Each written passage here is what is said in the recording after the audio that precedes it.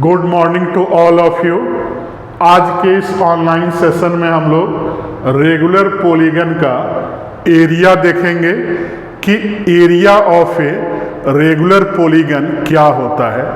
तो regular polygon का मैं एक फिगर ड्रॉ कर दे रहा हूँ। इस टाइप से पॉलीगन में बहुत सारा साइड होगा, तो यहाँ मैं लिख ले रहा हूँ कि नंबर ऑफ साइड हो गया n, और हर एक साइड का लेंथ इक्वल होता है। तो a के बराबर मैंने ले लिया, सेंटर यहाँ क्या ले लिया, O ले लिया, O से A को और O से B को, और इसके मिड पॉइंट पर परपेंडिकुलर आता है। तो इसको क्या बोलते हैं, circum radius of a regular polygon, और इसको बोलते हैं इन radius of a regular polygon. दोनों का एंगल बराबर होता है, क्या होगा, पाई बाई एन और पाई बाई एन। और इस ट्रायंगल में अगर देखा जाए तो कैपिटल R का जो हमारा वैल्यू आएगा, इसका वैल्यू a/2 आएगा, इसका भी a/2 आएगा। तो इसमें कैपिटल R का जो वैल्यू आएगा a/2 cosec pi by n आएगा, और स्मॉल r का जो वैल्यू आएगा a/2 cot pi by n होता है। तो दोनों वैल्यू को याद रखना है, और इसी के हेल्प से हम लोग क्या निकालेंगे, area of a regular polygon. तो यहाँ मैं लिख दे रहा हूँ कि area of a regular polygon क्या होगा।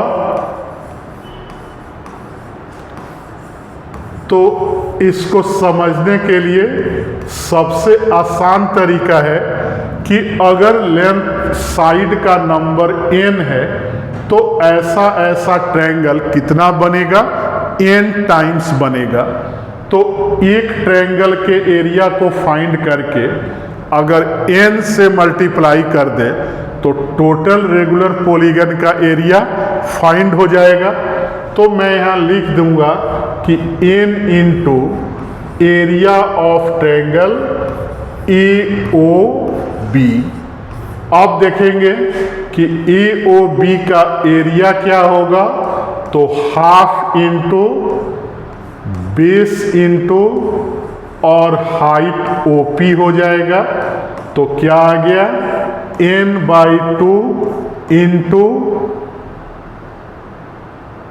A बेस हो गया, और OP क्या हो गया, R हो गया।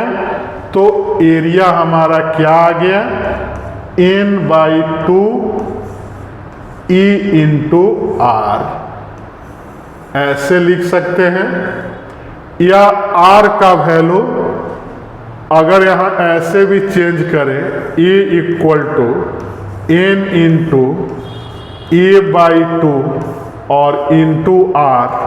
तो A/2 का वैल्यू यहाँ से देखा जाए तो कितना आएगा, capital R cosec pi by n आएगा। तो यहाँ से मैं लिख दे रहा हूँ A equal to n into A/2 का वैल्यू आएगा R into sine pi by n। तो R इंटू कितना आ गया, साइन पाई बाई n आ गया, और स्मॉल r का वैल्यू कितना आएगा, A/2 cot pi by n।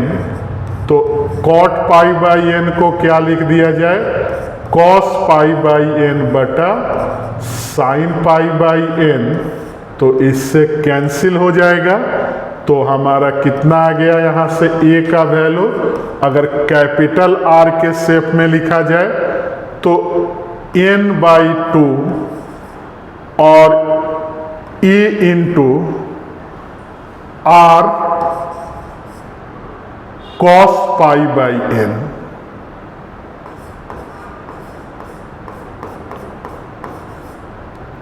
ठीक है यहाँ तक। तो हमने आर और स्मॉल आर कैपिटल आर के शेप में लिखा।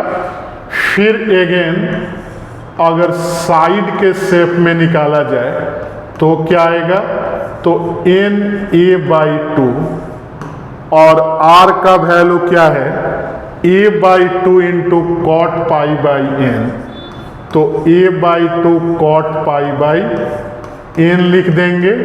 तो यहां से ए का वैल्यू कितना आ गया, एन ए स्क्वायर बाई 4 और कॉट पाई बाई एन आ गया। ठीक है, और अगर सिंपली आर के ही और स्मॉल आर के फॉर्म में लिखा जाए, मैं हर एक फॉर्म लिख दे रहा हूं, तो यहां से कितना आएगा, ए बाई टू का अगर वैल्यू मैं आर स्मॉल आर में लिखूं तो ए इक्वल टू कितना आ जाएगा, एन, और ए बाई टू का स्क्वायर है तो क्या आ जाएगा, r tan pi by n का स्क्वायर आ जाएगा, और इनटू कितना होगा, कॉट पाई बाई एन।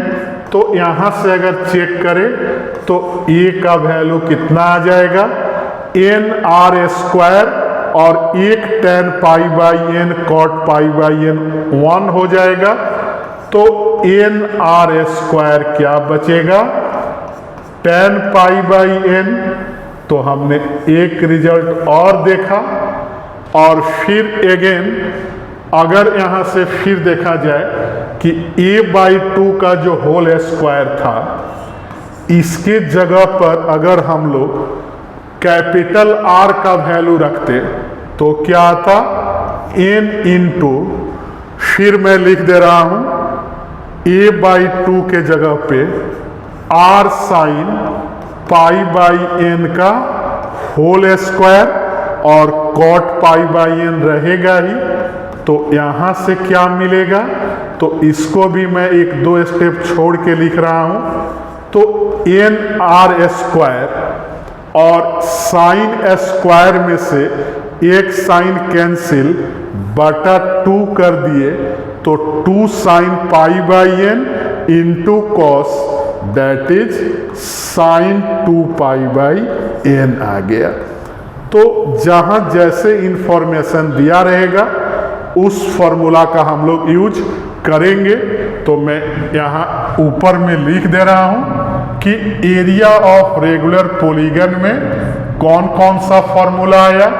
तो सबसे पहला फॉर्मूला आया एन ए आर बाई 2 का आ गया।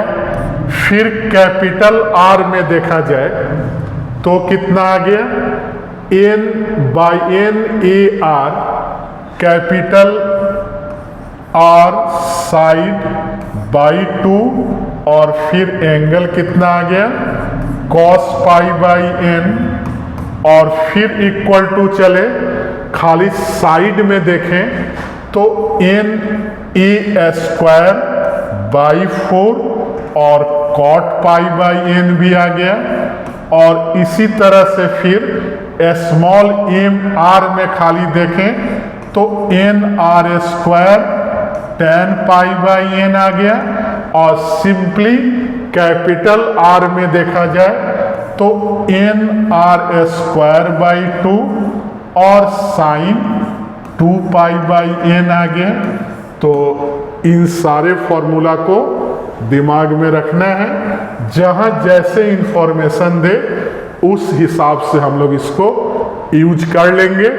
ज़्यादातर यूज हम लोग का 3 फॉर्मूला होता है, मतलब कि साइड का और नंबर ऑफ साइड बताएगा, या small r number of side, या कैपिटल आर और नंबर ऑफ साइड। तो इसी 3 फॉर्मूला का यूज आजकल मैक्सिमम क्वेश्चन में जेईई मेन और एडवांस में हो रहा है। तो जनरली 3 फॉर्मूला को दिमाग में रखना है, जिसमें साइड और नंबर ऑफ साइड्स रहे, फिर इन रेडियस और नंबर ऑफ साइड, और सरकम रेडियस और नंबर ऑफ साइड्स। तो हमारे वीडियो को लाइक, चैनल को सब्सक्राइब और फेसबुक आईडी को फॉलो करते रहें। Thank you.